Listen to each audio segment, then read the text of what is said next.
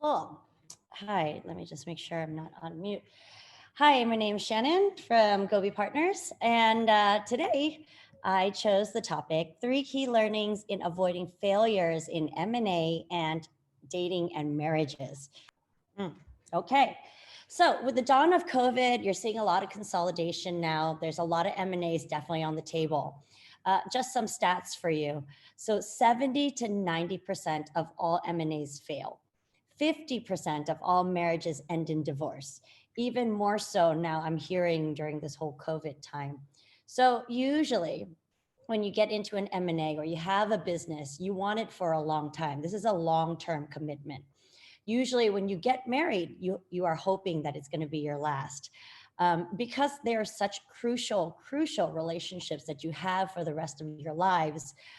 It's such an important decision for you to make. So having been through both myself, a few M&As and 1 marriage, I have some learnings for you guys in hopes that it might save you some time, pain, heartache, and money. Okay, let me just take this out. So 1, know yourself and choose wisely. For the M&A side of things, there's a lot of similarities, which is why I chose this topic. So for the M&A side, before you go out looking for an M&A partner, know who you are, your company is, and basically do a SWOT analysis, understand your strengths and weaknesses, then go out and understand the criteria that you're looking for. Actually put together an exhaustive list that has all the different qualities. It can be competitors, it can be industrial sectors, whether adjacent or vertically similar to you guys. All the qualities that you actually have to go through are anything that can range from financial, culture, strengths and weaknesses, geographical locations, their team, technologies that they have. So all of these things, you need to make sure you flesh it out, you know exactly what you're looking for, because it's really difficult to get out of an M&A as a marriage as well. Having said that, there is no shortcut to this. Put some time into it, go through a real list, but the second part about that is find recommendations and real references. So because this is such an important decision, the proper due diligence, and the one that I found in my past history, is that the most valuable insight that you get on whether or not you guys will mesh well together would be when you talk to the stakeholders of that company. For example, their shareholders, investors, their employees, how they treat their employees, how they make decisions, the business partners they work with, clients and customers. Having understood that whole entire realm and having time put in where you actually have these conversations yourself are so key, and you will find out so much insight from that one. Same thing with marriage, main thing, or dating. If you're dating, know yourself first. I've found that it's so valuable to actually spend time by yourself. I understand the pressure of social media where everybody's hooked up or everybody's dating or having babies. But, the main thing is to know yourself first. There is no simple way of a list and criteria like the M&A side. I mean, there's a big balance between having that checklist and also having no standards at all. So, have a balance, but that goes along with when you know yourself as well. I was recently introduced to Tinder. Oh my God. The lowest unqualified leads, which led to a very poor funnel and a very low conversion rate. So I guess this is where you actually go through and look at the source of where you're shopping.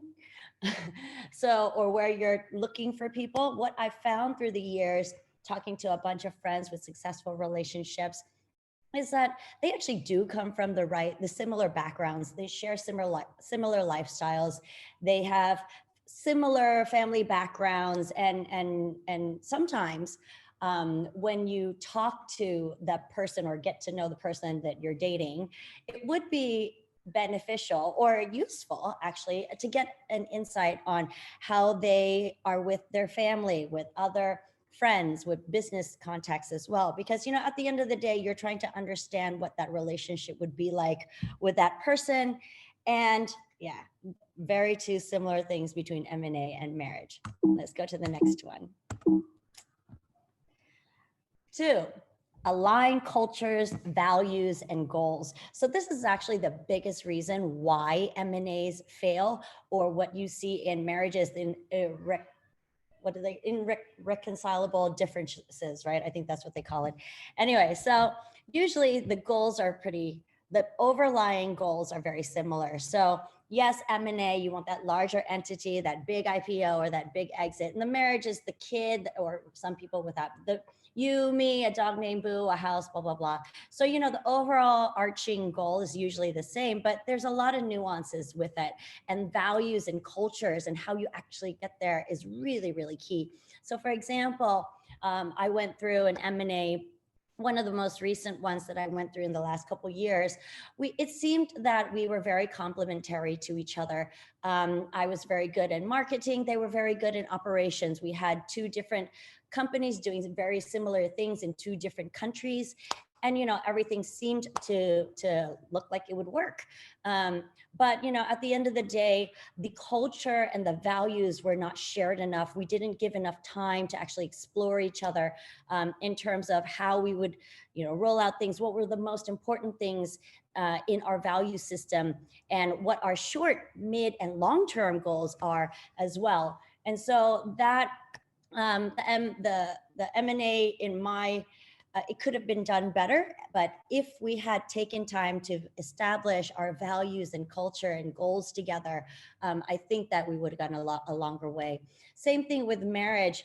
Like if there's values, is sometimes we get caught up in the love or the honeymoon period or the romance, that you do forget that the fundamentals is you're trying to share this life with this person forever.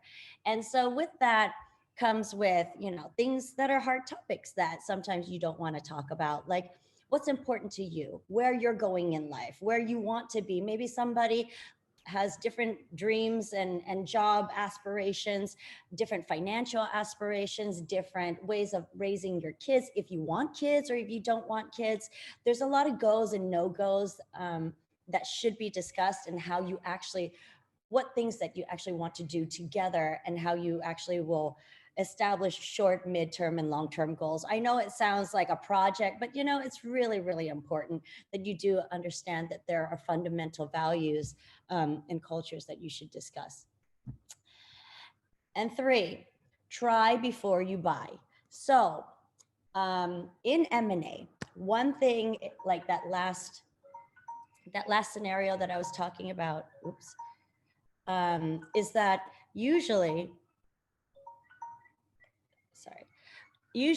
when you do actually go through the M&A, you've already discussed your values, but you actually have not, what's actually very, very important is when you actually go through the scenarios itself. So if you can have your two teams spend a lot of time together, do some campaigns together. If even better, they should have had a working relationship for at least a couple months, 6 months to a year, before you actually decide to, get in bed together and join and become the same company. So what I found that's useful for a lot of successful teams is, yes, do some kind of exercise, have them spend time together, work on a departmental roadmap and execution plan, and actually try it out first before you actually start finalizing the M&A itself. Also know that there will be conflict. There needs to be a set evaluation meeting afterwards. You got to revisit it periodically and make sure that you have ways and protocols to address all of these conflicts that will come up. Same thing with marriage. So they say that I'm an avid believer of living together, but one of the things about living together is, yes, there is conflict. One of the advice that my friends has given me, and what I've seen recently, is that newlyweds or new couples, because the communication personalities are not the same yet, one tip that my friends have been doing is that they've been going to a marriage counselor or a couples counselor or a therapist early on to try to bridge that gap prior to them actually having a big problem where you can't just go back, because that's what builds resentment. So yes, make sure that you know that there will be conflict. Communication is key. Set some time out to evaluate, do date night, and revisit periodically. So the summary is: know yourself, know what you want, choose wisely. It's a very important decision. Try it out, align your goals and values. Communication is key. Always set protocols on how to scenario plan. No matter what, you will have conflict. What do you do in that essence? How do you find ways to compromise, revisit, reevaluate? It's just like a startup. Iterate, iterate, iterate. Don't give up hope. And finally, thank you so much. Try your best. Sending good love and business and karma your way.